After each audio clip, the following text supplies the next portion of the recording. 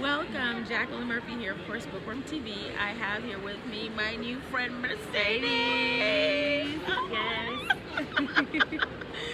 Okay, so we are here in Atlanta and we are having way too much fun. Okay, we are hyped. She just got back from graduation. TAU. Okay. Class of 2019, congratulations. Class of 2017.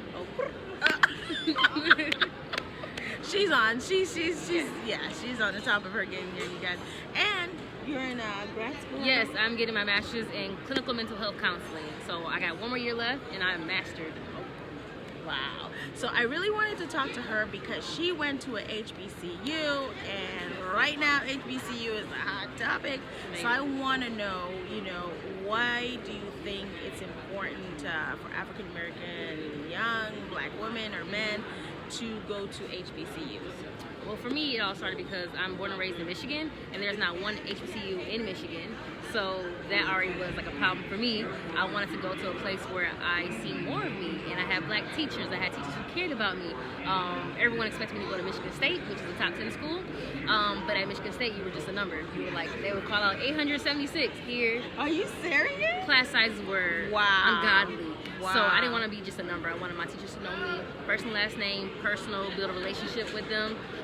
So I went on several black college tours and fell in love with the involvement from the students, like the Greek life, different stuff like that. It was a great community to be a part of. And the AUC, which is Spelman College, Morehouse College, and Clark Atlanta University, all three of those are called the Atlanta University Center. So it's pretty much like the black mecca of colleges in Atlanta. Right. So yeah, just the environment. It feels like a family reunion when you walk on campus. Really? Like just seeing your professors, seeing your classmates, like they have cookouts. It's a different experience. It's amazing. Listen, the school I went to was not an HBCU. I was missing out. So I definitely want to have an idea in terms of the college experience. Now, did you ever pledge, or what was that? No, I did not. But just like I said, just knowing that was around me, it was amazing to seeing them steps, seeing they were so passionate about their Divine Nine, whether it was a fraternity or sorority. Just seeing that type of stuff was like so inspiring to me because I didn't see that back in Michigan at all. Wow. It was great. And like I said, the involvement, like campus activity was amazing. I was a part of so many different stuff in undergrad. I was a part of dance teams. I worked in the admissions office, so I gave campus tours 3 times a day, 5 days a week. I know all my Clark Atlanta facts. I was an orientation guide. I was Miss Senior for my senior class council to Miss Clark Atlanta University. You were very involved. You name it, I was in it. Oh my God. So this is my thing. Usually when you're so involved, how did you balance all of that? What would you say to that young African American lady out there that wants to go to an HBCU because she wants to be able to have that rich cultural experience? And she wants to be a part of everything. How do you balance all of that? Well, it's trial and error because when we had like our student fairs where organizations would come to the student center and like you would sign up for stuff. My first day I was like, sign up for this, this, and this, and then I kind of gave myself a reality check and was like, with 5 classes, a lab, work study, I might not be able to do everything. So, one semester I might do one organization, the next I might join another. I would have to kind of try it out first, make sure I'm getting, homework was always my first priority. So making sure that I turned my assignments in on time, and like I said, slowly but surely I kept adding an extra organization each semester just to see how I could do it. But honestly, I prefer having a busy schedule because it builds like me tolerance and self-discipline and being able to balance time and things like that. So okay, it's so question for you: the fact that you were so involved and now you graduated, how has that helped you in terms of being able to multitask and balance life? Now you're in the real world. It's no joke. Granted, undergrad is still hard work, but at the same time, it was a little bit more sociable, so it was a little bit more fun. So not that I'm in grad school, it's more like cut to the chase. Like we're here to get this degree, knock it out in 2 years, and go. So I still have that multitask, and I allowed my what's the word I'm looking for? Procrastination to like exit. There's no room for that in grad school. So it built this new rigorous schedule, built me up, and I appreciate my schedule in undergrad because I kind of already had to lay the foundations to continue that on. So I have all the skills I need to soar Wow. Okay. So pretty much what she's saying is that don't just focus on school. Try to do some extracurricular activities that's Definitely. fulfilling to you. It's going to teach you some important life skills that you'll be able to then transfer into being an adult. That's basically what I said. Yeah. I'm recapping, summarizing. Okay, that's my job. That's what I do. But yeah, I definitely wanted you to kind of talk to that one young lady out there. Now, what was the process like for you to transition from high school to college, from college to adult life, and what are the differences you find? Yeah. Well, for me personally, I actually did an early college program, so I left high school in 10th grade and went to went to a community college for 3 years. And so that alone, being 16 in a college class with like people who are like, you know, older than me, made me grow up a little bit faster, maybe mature, not grow up, but just mature and be more aware of like my surroundings and how I interact with people, talking to my professors, because usually, you know, teachers, they talk to you. Professors and college professors, you have to go to them and reach out for help for them. So it taught me how to do that. So when I transferred to Clark Atlanta in 2014, like I said, I was a little bit more prepared because I took advantage of opportunities I had in high school. So I definitely would like suggest like taking college courses or advanced P stuff in high school to prep you for the workload and the content. And then going from undergrad to grad school now, like I said, just me, the professors that I had instilled in me to always like be confident in yourself, be confident in your work. Don't ever feel ashamed to come to me if you need help. I think too many people feel ashamed when they feel like they need help, so they are scared to ask or reach out. But it's like, no, you're not gonna get the help if you don't raise your hand or, you know, this their office hours. What were the professors like in terms of support, giving you that support that you needed? Because it sounds like you were pretty advanced, and that's wonderful. Yeah, but there's so people a who lot don't of have that. There's a lot of African American kids out there. They're deficient in things. You know, it's not their fault. They just don't know. They just never got the education that they needed, and then the school that they had may have not had the resources. Exactly. Right. So, what advice would you give to that mom or dad who's trying to make sure they find the best possible school for their kids to kind of groom them towards college? What would That's you why say? it's so important for me. That's why I'm an advocate for HBCUs, because they know the culture of our heritage, our culture, and things of that nature. So when you go to schools that are not aware of African Americans or people of color, they don't understand the things that go on at home. So therefore, they can't really reach out or know how to approach a child who may be quiet or not responding in class. It's like we don't know what they're going on in their home life. So when you go to HBCU, that's why I feel like the teachers, they just have some type of sense of understanding. Like, you may have had a rough day, you may have had something prior to this, but we're here now, and I'm gonna reach out to you, and we're gonna ride this thing out together. Versus, I feel like at a PWI sometimes they just give you that work and make you say, figure it out yourself.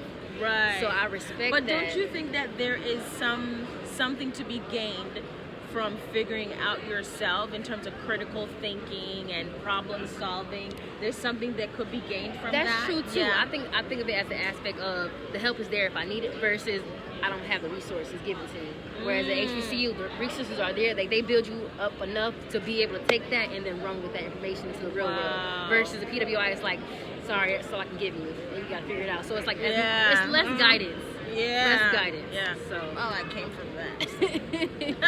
I had to figure it out. Yeah. But wow, thank you so much for educating us on that. Now, what would you say? I don't know if you got scholarships to go and stuff. As you know, that's one of the struggles of African American community.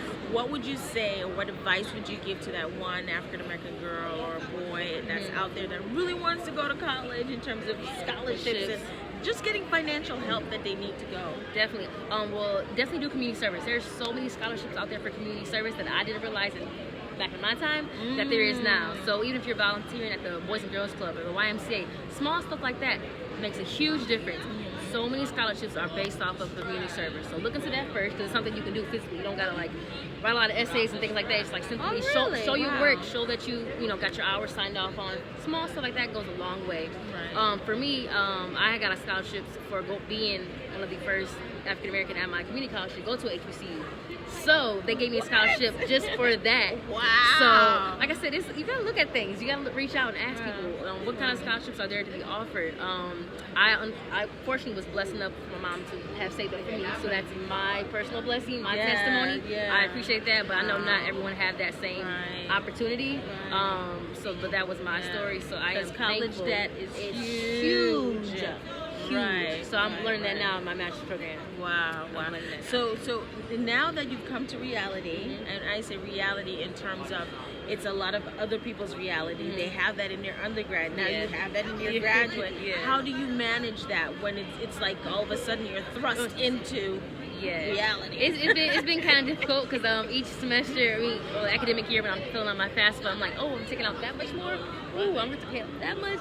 So it can be a little discouraging, but realizing that ultimately I have to invest in myself in order to go where I want to in life. So right now it's just temporary. It's just temporary. I do plan to be successful. I know I will be successful, and I will be able to pay it back. You know, it's not the end of the world.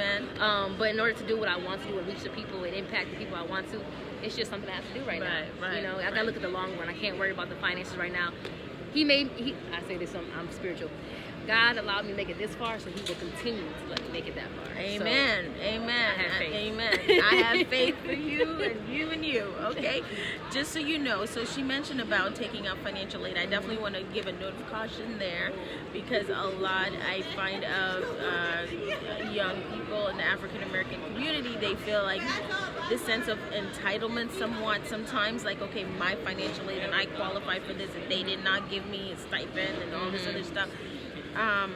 When you finish out the grant money, the money you don't pay back, and there's the loan money that you're gonna pay back. So when you start taking out all this money, you know, school should have cost you 20, now it's costing you 50. Right? Yes, that makes a huge difference. Yeah, and then a lot of times they don't even finish school, so then they owe 50, and they're still paying on it. And they maybe not even paying on it. Their taxes are getting that's true paid, too. right? They're not paying on it, and then they're complaining about, you know, college degrees make no sense because they have a bunch of credits. You don't want to fall into that trap. You don't have to fall into that trap, you know. So what some people do is they get the grants and then they work. You know, so if it means that you have to do one class, just be consistent, be diligent with what you do. Exactly. Like you were saying, you know, apply for scholarships and things like that. If you are going to do loans, make sure that you're not like buying a car. Exactly. Like actually using that money back. It's not just free money. It's not free money. It's not your money. It's money to help you for your books and your classes, or I say take out loans for just your tuition. And then let's say your housing, if you need money for housing, try to get a part-time job and try to utilize that money strictly for bills. So like find ways to balance it out. Don't just take out hundreds of thousands and be like, I'm going to use my money for groceries, I'm going to use it for this and that. Certain things you can balance out.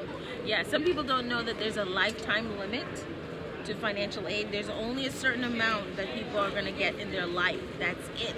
And once you max that out, it's over. It's done. Yeah. So, you know, just be wise with what you're doing. And again, she's invested in, and she's allowed financial aid to invest in her temporarily because she believes in her dream that much, right?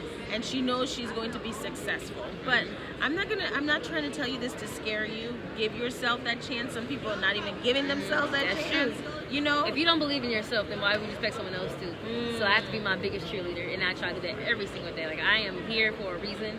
I have put on this earth for a purpose. I'm going to make that happen. So tell us more about what you're going to do and your purpose and your reason. Tell us more about that. Basically, like I said, I'm getting my master's in clinical mental health counseling. That's really important to me because I don't feel like there's enough black counselors out there. Too many people are afraid, especially in the black community. When you share your thoughts and you vent, it's a sign of weakness for some reason. But there's so many mental issues, suicidal thoughts that's going on in our communities that we're not really addressing. And I've had too many close people in the past year have committed suicide. So it hits home for me. So I kind of want to be that next person who like maybe mental I didn't, health. that I didn't have growing up. And just let them know, like, I'm here to talk. You can talk about it and not feel ashamed or embarrassed about the thoughts you're going through. We're here to help you. But don't you find that a lot more African Americans are being a little bit more